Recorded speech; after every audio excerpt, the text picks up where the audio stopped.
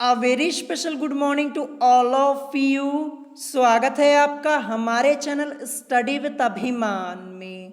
तो आज मैं आप लोगों के लिए यूपी बोर्ड एग्जाम 2021 के लिए यानी 2021 के लिए क्लास 10th के लिए सोशल साइंस में हिस्ट्री के चैप्टर फर्स्ट का पार्ट 4 लेकर आया हूँ।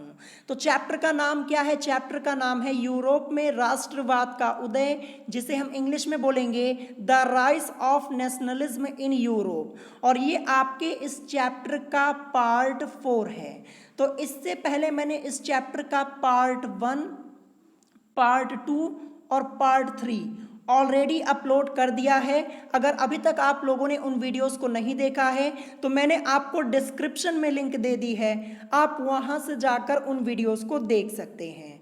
तो इससे पहले पार्ट 1 में मैंने आपको इस चैप्टर के सभी बहुविकल्पीय प्रश्न करवा दिए हैं। फिर उसके बाद पार्ट 2 में मैंने आपको इस चैप्टर के सभी अति लघु उत्तरीय प्रश्न करवा दिए हैं और पार्ट 3 में मैंने आपको इस चैप्टर के सभी लघु उत्तरीय प्रश्न करवा दिए हैं। तो आज की इस वीडियो में मैं आपको यहाँ पे इस चैप्टर के दीर्घ उत्तरीय प्रश्न करवाने वाला हूँ। तो चलिए फिर वीडियो को स्टार्ट करते हैं। तो वीडियो को स्टार्ट करने से पहले मैं आप लोगों को बता दूं कि हमारे चैनल पर क्लास 10th के सभी सब्जेक्ट्स की प्रिपरेशन बिल्कुल फ्री में करवाई जाती है। आपको कुछ नहीं करना है, बस चैनल को सब्सक्राइब कर लेना है और अपनी स्टडी स्टार्ट कर देनी है। और मैंने आपकी क्लासेस का टाइम टेबल आप लोगों के लिए ऑलरेडी अपलोड कर दिया है, यानी किस दिन आप लोगों की किस सब्जेक्ट की क्लास चलने वाली है ये आप लोगों को पहले ही बता दिया गया है। तो अगर अभी तक आप लोगों ने अपनी क्लासेस की टाइम टेबल वाली वीडियो नहीं देखी है तो चैनल पर जाकर उस वीडियो को देख लीजिएगा। तो चलिए फिर आज की इस वीडियो को स्टार्ट करते हैं। तो आज की इस वीडियो में मैं आपको इस चैप्टर के दीर्घ उत्तरीय प्रश्न करवाने वाला हूं। जैसा कि आप लोग देख पा रहे होंगे यहाँ पे लिखा हुआ है दीर्घ उत्तरीय प्रश्न, ठीक है। तो आज की इस वीडियो में मैं आपको यहाँ पे 3 दीर्घ उत्तरीय प्रश्न करवाऊंगा। फिर जो उसके बाद बचे हुए प्रश्न हैं वो मैं आपको कल की वीडियो में करवा दूंगा और कल ये आपका चैप्टर कंप्लीटली फिनिश हो जाएगा, ठीक है।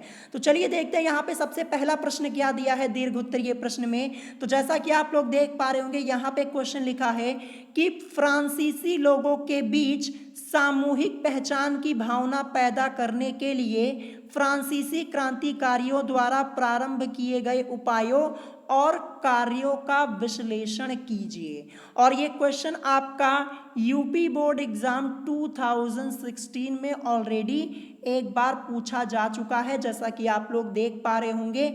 यानी ये क्वेश्चन आपके बोर्ड एग्जाम में एक बार पूछा जा चुका है, तो क्वेश्चन इंपॉर्टेंट है।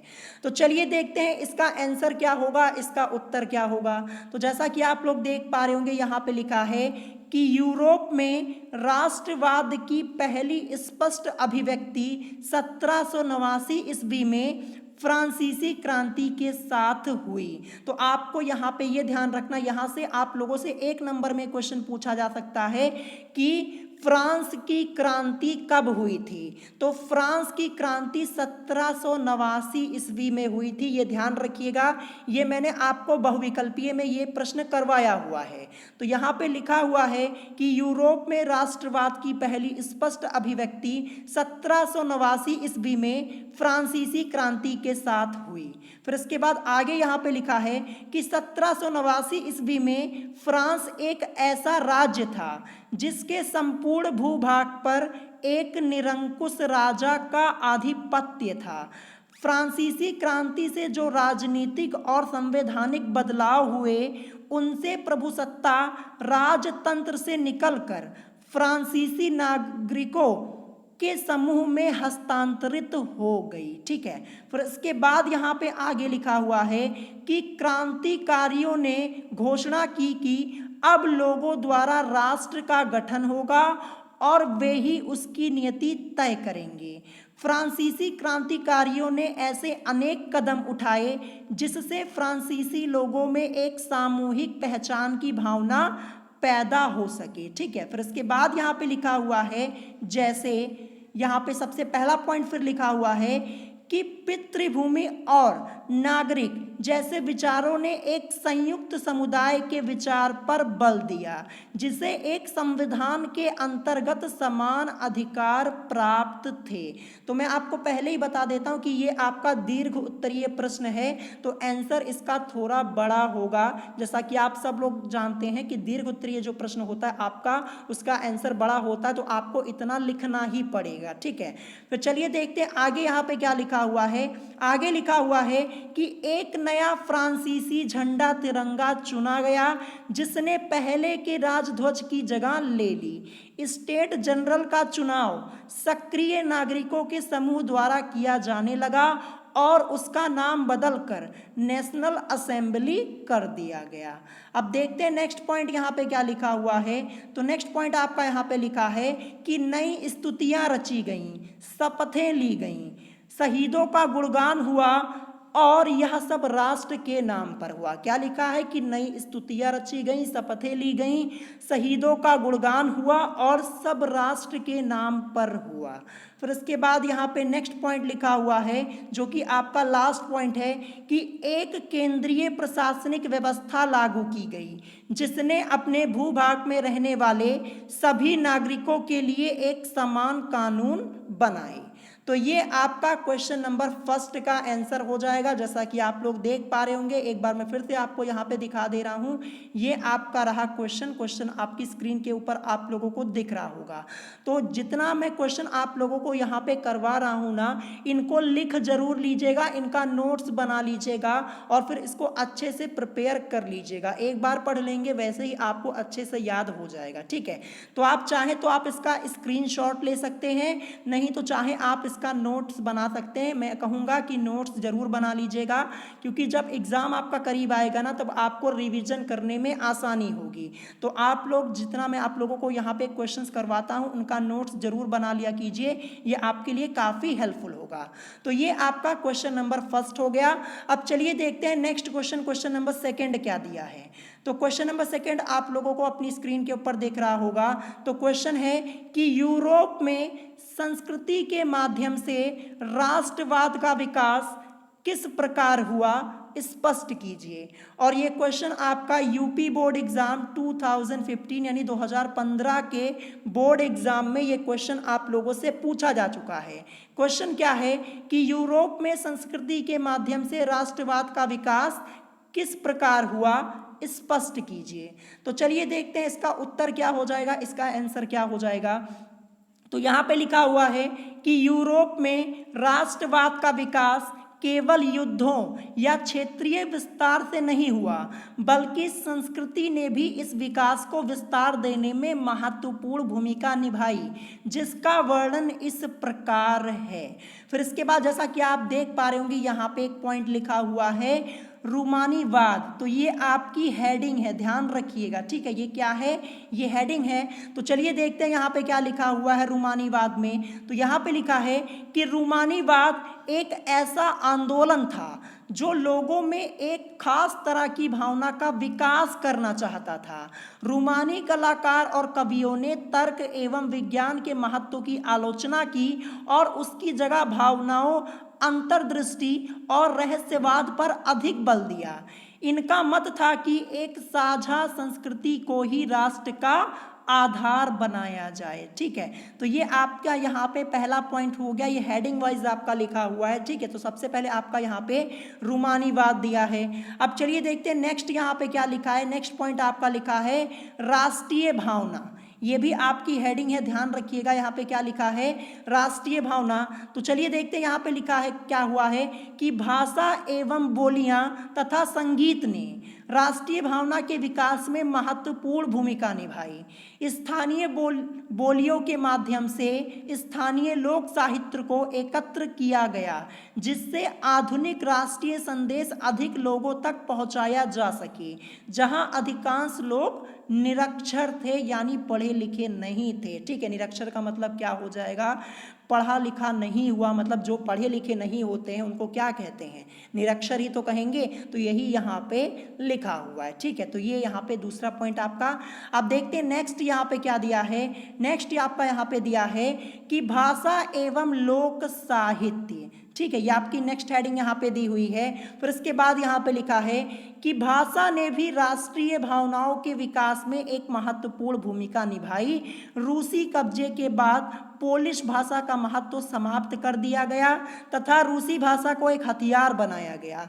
पोलिश भाषा रूसी प्रभुत्व के विरुद्ध संघर्ष में प्रतीक के रूप में देखी जाने लगी। ठीक है, तो ये आपका क्वेश्चन नंबर सेकंड का आंसर हो गया। जैसा कि आप लोग देख पा रहे होंगे, क्वेश्चन नंबर सेकंड आपका यहाँ पे कंप्लीट हो जाता है। अगर ये क्वेश्चन आपसे पूछा जाता है आपके बोर्ड एग्जाम में, आपको यहाँ पे बस इतना ही लिखना है। ठीक है, पहले इतनी लाइन जो आपकी यहाँ पे लिखी इसको लिखेंगे, फिर उसके बाद हेडिंग वाइज जो आपके सभी पॉइंट्स यहाँ पे दिए गए हैं ये आपको लिखना होगा। और इतना आपको लिखना ही होगा क्योंकि ये आपका क्या है, दीर्घ उत्तरीय प्रश्न है, ये 6 नंबर में पूछा जाता है। ठीक है, तो आपको यहाँ पे इतना पूरा आंसर लिखना ही होगा। ठीक है, तो ये आपका क्वेश्चन नंबर सेकंड यहाँ पे हो गया। अब देखते हैं इसके बाद हमारा next question, question number third यहाँ पे क्या दिया हुआ है। तो ये आपका रहा यहाँ पे क्वेश्चन नंबर थर्ड। ये क्वेश्चन नंबर थर्ड आप लोग अपनी स्क्रीन के ऊपर देख पा रहे होंगे। तो यहाँ पे क्वेश्चन क्या लिखा है कि 1815 ईस्वी में नेपोलियन की हार के बाद यूरोप में स्थापित रूढ़िवादी शासन की कोई 3 विशेषताएं लिखिए। ये क्वेश्चन आप लोगों का यूपी बोर्ड एग्जाम 2011 में ऑलरेडी एक बार पूछा जा चुका है। फिर इसके बाद अथवा करके यहाँ पे लिखा है कि यूरोपीय सरकारें रूढ़िवाद की भावना से प्रेरित क्यों थी। मतलब ये यहाँ पे 2 क्वेश्चन आपका बन जा रहा है, लेकिन इसका आंसर एक ही होगा। ठीक है, जो आंसर मैं अभी आपको कराऊंगा आंसर आपका एक ही होगा। चाहे आपसे ये क्वेश्चन पूछा जाए कि 1815 ईस्वी में नेपोलियन की हार के बाद यूरोप में स्थापित रूढ़िवादी शासन की कोई 3 विशेषताएं लिखिए, या फिर आपसे पूछा जाए कि यूरोपीय सरकारें रूढ़िवाद की भावना से प्रेरित क्यों थी, आपको आंसर यही लिखना है जो अभी मैं आपको बताने जा रहा हूं। और ये जो पहले टाइप से आपका क्वेश्चन लिखा है ये 2011 के बोर्ड एग्जाम में पूछा जा चुका है। तो चलिए देखते हैं इसका उत्तर क्या हो जाएगा। तो देखिए यहाँ पे क्या लिखा है कि 1815 ईस्वी में नेपोलियन की पराजय के बाद यूरोप में रूढ़िवादी शासन स्थापित हुए जिसकी विशेषताएं निम्नलिखित हैं। तो देखिए सबसे पहली विशेषता आपकी यहाँ पे क्या दी है, ये आपकी हेडिंग है, ध्यान रखिएगा। और आपको हेडिंग वाइज ही लिखना है। अगर हेडिंग वाइज लिखेंगे ना तो आपको पूरे नंबर मिलेंगे, ये ध्यान रखिएगा। तो सबसे पहले यहाँ पे क्या लिखा है कि पारंपरिक संस्थाओं में विश्वास। फिर यहाँ पे लिखा है कि रूढ़िवादी विचारधारा वाले लोगों का मानना था कि राज्य और समाज द्वारा स्थापित पारंपरिक संस्थाएं जैसे राजतंत्र, चर्च, सामाजिक ऊंच नीच, संपत्ति आदि परिवार को बनाए रखते हैं। ठीक है, तो ये पहली हेडिंग यहाँ पे। अब देखते हैं नेक्स्ट पॉइंट आपका यहाँ पे क्या दिया है। नेक्स्ट हेडिंग आपकी यहाँ पे दी हुई है कि आधुनिकीकरण में विश्वास। क्या लिखा हुआ है, आधुनिकीकरण में विश्वास। तो यहाँ पे लिखा है कि रूढ़िवादी आधुनिकीकरण में विश्वास करते थे तथा उसका ही समर्थन करते रहे। उनका मत था कि इससे राजतंत्र जैसी पारंपरिक संस्थाओं की मजबूती में सहायता मिलेगी। तो ये आपकी यहाँ पे दूसरी हेडिंग हो जाएगी, आधुनिकीकरण में विश्वास। अब चलिए देखते हैं नेक्स्ट यहाँ पे क्या दिया है। नेक्स्ट यहाँ पे दिया है कि निरंकुश शासन व्यवस्था को मजबूती। ये आपकी अगली हेडिंग यहाँ पे दी हुई है कि निरंकुश शासन व्यवस्था को मजबूती। अब यहाँ पे लिखा हुआ है कि रूढ़िवादी शासन व्यवस्थाएं निरंकुश थीं। इनके विचार में एक आधुनिक सेवा कुशल नौकरशाही, गतिशील अर्थव्यवस्था, सामंतवाद और भूदासत्व की समाप्ति यूरोप के निरंकुश राजतंत्रों को शक्ति प्रदान कर सकते थे। क्या लिखा यहाँ पे कि रूढ़िवादी शासन व्यवस्थाएं निरंकुश थी। इनके विचार में एक आधुनिक सेवा, कुशल नौकरशाही, गतिशील अर्थव्यवस्था, सामंतवाद और भूदासत्व की समाप्ति यूरोप के निरंकुश राजतंत्रों को शक्ति प्रदान कर सकते थे, क्योंकि यह अपने शासन पर किसी की आलोचना सहन नहीं करती थी। ठीक है, तो ये आपका यहाँ पे हो जाएगा निरंकुश शासन व्यवस्था को मजबूती, ये हेडिंग है और यहाँ पे आपको इतना लिखना होगा। अब देखते हैं सबसे लास्ट में यहाँ पे क्या दिया है। तो लास्ट में जैसा कि आप लोग देख पा रहे होंगे यहाँ पे लिखा हुआ है कि वियना कांग्रेस, ठीक है, ये भी आपकी हेडिंग है, ध्यान रखिएगा। तो यहाँ पे लिखा हुआ है कि 1815 ईस्वी की वियना कांग्रेस का मुख्य उद्देश्य नेपोलियन के साथ युद्ध के दौरान हुए सभी बदलावों को समाप्त करना था। फिर इसके बाद यहाँ पे लिखा है कि इसी उद्देश्य को ध्यान में रखकर 1815 ईस्वी में ब्रिटेन, रूस, प्रशा और ऑस्ट्रिया जैसी यूरोपीय शक्तियों के प्रतिनिधि यूरोप के लिए एक समझौता तैयार करने के लिए एकत्रित हुए। फिर इसके बाद लास्ट में यहाँ पे क्या लिखा है, नियंत्रण। तो देखते हैं यहाँ पे क्या लिखा है। यहाँ पे लिखा है कि रूढ़िवादी शासन व्यवस्था अपनी आलोचना एवं असहमति सहन नहीं कर पाती थी। इन्होंने उन शासन गतिविधियों को दबाने का प्रयास किया जो निरंकुश सरकारों पर प्रश्न खड़े करें। अधिकांश सरकारों ने सेंसरशिप के नियम भी बनाए जिनका उद्देश्य अखबारों, किताबों, नाटकों और गीतों में व्यक्त उन बातों पर नियंत्रण लगाना था। ठीक है, तो ये आपका यहाँ पे हो गया नियंत्रण, और इसी के साथ इस क्वेश्चन का आंसर भी आपका यहाँ पे कंप्लीट हो गया।